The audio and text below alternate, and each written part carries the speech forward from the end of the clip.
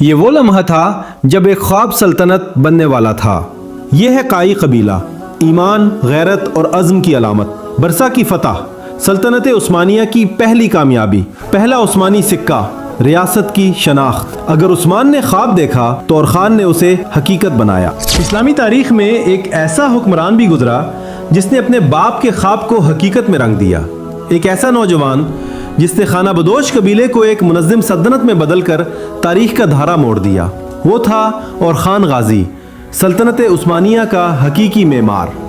یہ کہانی ہے 13ویں صدی کے ان دنوں کی جب اناطولیہ کی سرزمین پر درجنوں چھوٹی چھوٹی ریاستیں بکھری ہوئی تھیں۔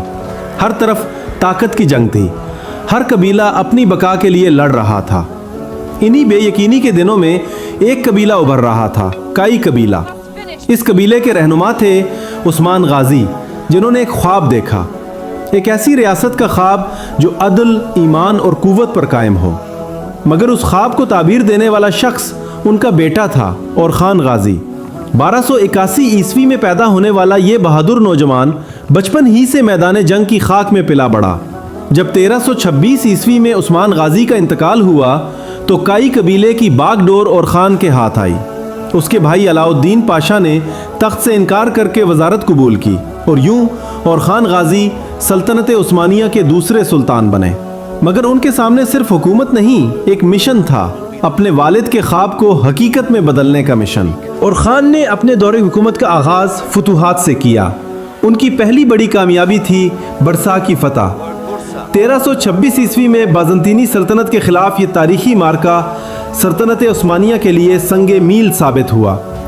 برسا کو انہوں نے دارالحکومت بنایا اور یہی شہر عثمانیوں کی سیاسی، فوجی اور ثقافتی ترقی کا پہلا مرکز بن گیا۔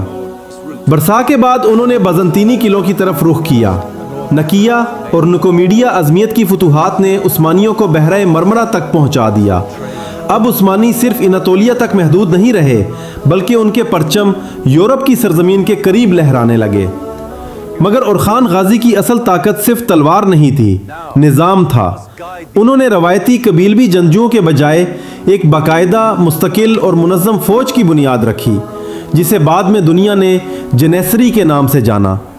یہ دنیا کی پہلی جدید فوجوں میں سے ایک تھی، ایک ایسی فوج جس نے آنے والی صدیوں تک سلطنت عثمانیہ کی بنیاد مضبوط رکھی۔